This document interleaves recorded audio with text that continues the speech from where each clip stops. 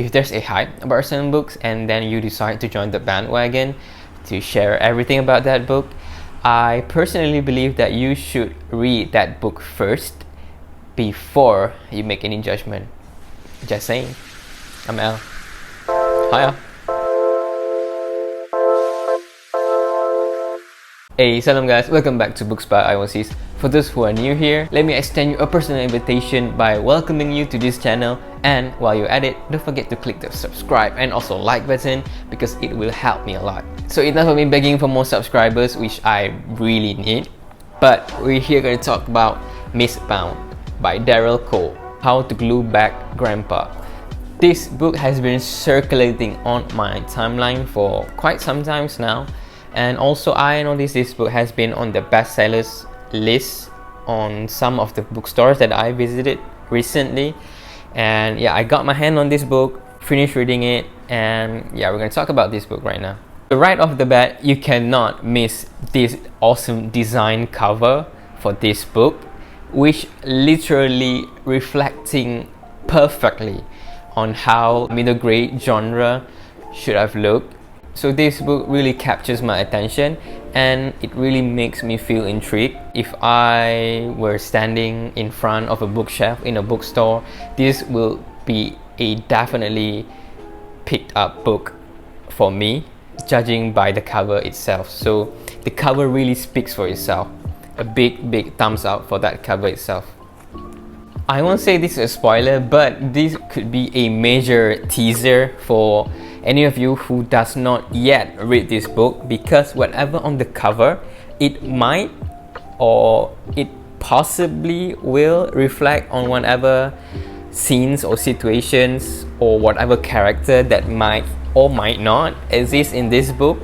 So y'all better watch out for that, and yeah, pay attention to the cover because it might tell you some stories for whatever been hiding inside. I don't know, a major teaser for that.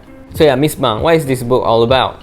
First of all, Mistbound is an adventure by Alexis, a small girl who's on this magical journey to find a magical cure or magical antidote for her grandfather, because her grandfather has been bewitched by a magical creature in the forest.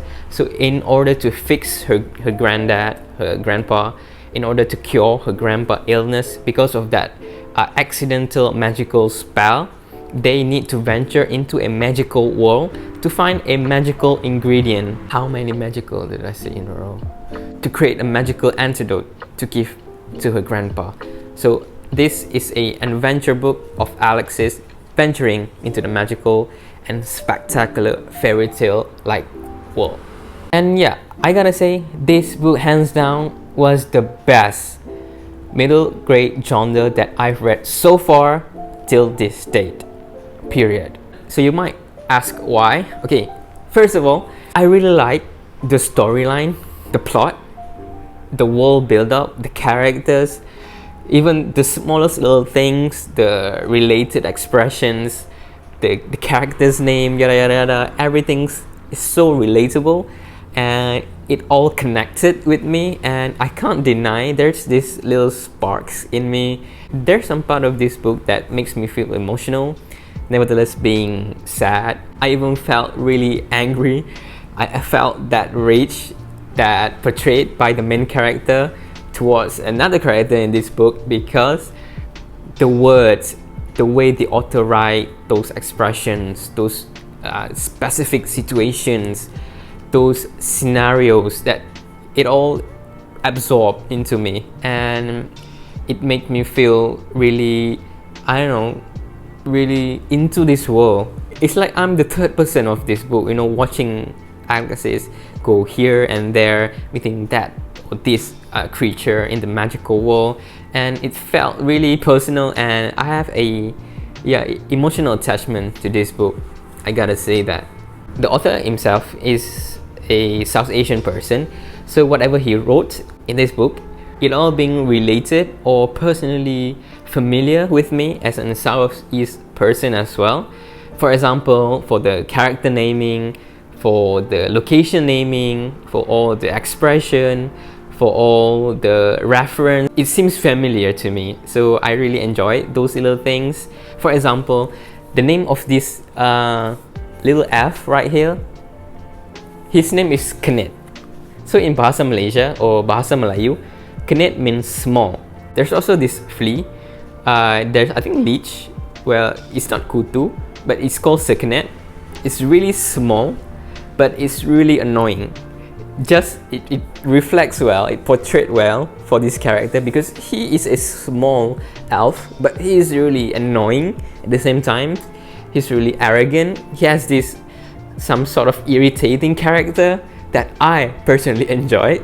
There will be scenes, a lot of storyline between Kenet and Alexis in this book, and I enjoyed every single moment of that, because they will quarrel, they will gaduh with each other, they were fighting with each other, and it's lovable to read about that. And it's really interesting how they develop their characteristic with each other, the bonding, the personal attachment, the feelings and everything. It develops really well throughout the end of this book. And yeah, I really enjoyed that kind of journey. And I love it how all those characters in this book, they are not introduced based on a zero reason. All of them has their own part in this book, where it all blends together to create a harmony of storyline, of plot. It flows well, it was built well, and every character has their own part, and because of that, we can relate to a specific situations. Wherever something's happened, we know that this situation is gonna be handled well by this creature or this person, while when something else happens, we know this is gonna be handled well from someone else. That person has that kind of persona, this person has a very distinctive persona or character as well, so it develops well, it blends well, and yeah, because of that, it's less irritating to read. And those are one of those points that I love reading in this book. And also, there's a magical creatures that exist in this book. For example, there's this duyung, there's this I think dragon, there's this like a magical fairy or magical forest elf, wooden elf or something. There's this dream eater. So all of those are magical tales, some of those folklores that we used to hear when we were growing up. So yeah, like I said earlier, it seems all familiar to me, apart from all the good and the great stuff that I told you earlier. One or two points that seems very vague to me, I think a bit confusing or not very transparent for me. One of those is how they would enter the world of Mist, because Mist is the magical world itself. That magical world is called Mist. For example, we have Neverland, right? That is the name of that world. So Mist is the name of that magical world. So I have a question, or I have a confusion how they would enter in or out from that world. I can't really imagine, or it's not clear to me how they would enter in and off that world. It's like, for example, there's Narnia, a magical wardrobe. You can physically see the door is right there, that entrance is right there. So in this book, it's not very clear for me how they will enter in and out from that world. And also, I noticed some sort of flat earth theory in this book. There's a map somewhere in here where it shows like a downfall of that world. It's the end of the world, where everything will fall off from that world into this uncertain realm of nothingness. There's nothing there. That is where everything falls out. So is this some kind of theory of a flat earth, where Mist is a flat earth? It's not earth, it's a flat world right there. Because if it's really flat, it feels interesting to know whatever's gonna happen if someone drop down there.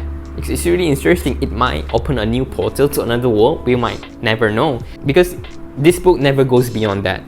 And I really hope for the next series, for the next continuation of this book, maybe the author will explain whatever's gonna happen in that void, in that world. We would never know right now. So yeah, it's interesting enough for me to keep on waiting, to keep my heads out for the second book. Like I said on my Instagram before, Daryl, I demand a sequel. Please. Begging you, man. I'm begging you. I'm not joking. This is not a joke face. This is serious, demanding face.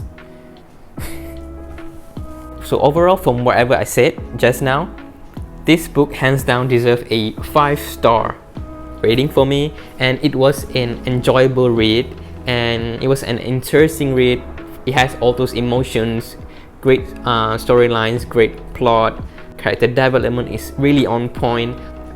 All those other elements that gonna keep continuing reading, gonna keep you on your toes, that gonna makes you never want to let down this book. All those elements that I said just now, all of that compiled together into this one great read.